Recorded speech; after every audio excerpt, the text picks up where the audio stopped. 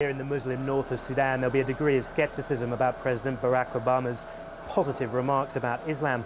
At a recent anti-Western demonstration, one protester screamed in my face, "America hates all Muslims."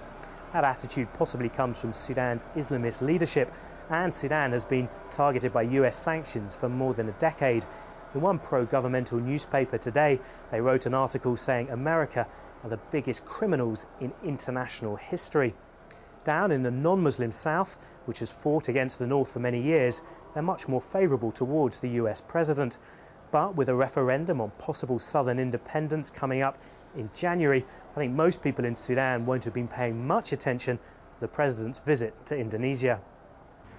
Well, President Obama's comments haven't made a great deal of impact here in Pakistan. It will take much more to reduce the levels of cynicism and indeed anti-Americanism here. A lot of people here blame America for many of the ills this country is facing, both for historical reasons and also what's gone on over the last few years. But there have been some improvements under the Obama administration. Perhaps there is a perception that at least this administration is a little bit more open in acknowledging the mistakes of the past, and there is more civilian aid coming to Pakistan. But a lot of people feel that comes at a heavy price. The number of drone attacks carried out by American forces is increasing.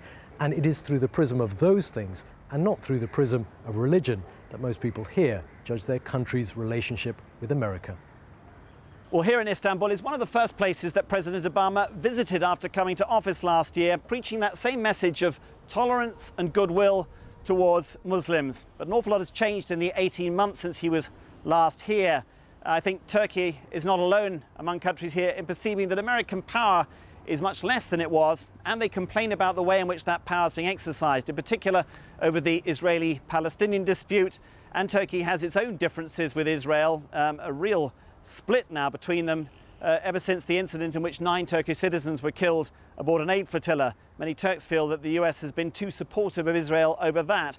The two countries disagree as well over Iran. Turkey has pursued an independent negotiating track with Iran over its nuclear program, and has not fully supported US sanctions. These are real issues that now divide the US and Turkey, and those are what matter to this country much more than worries about attitudes to Muslims. They do care about that. They worry about what they perceive as Islamophobia, in particular in the European Union. But what most Turks want from Washington is greater understanding for Turkey's aspirations to be a regional power.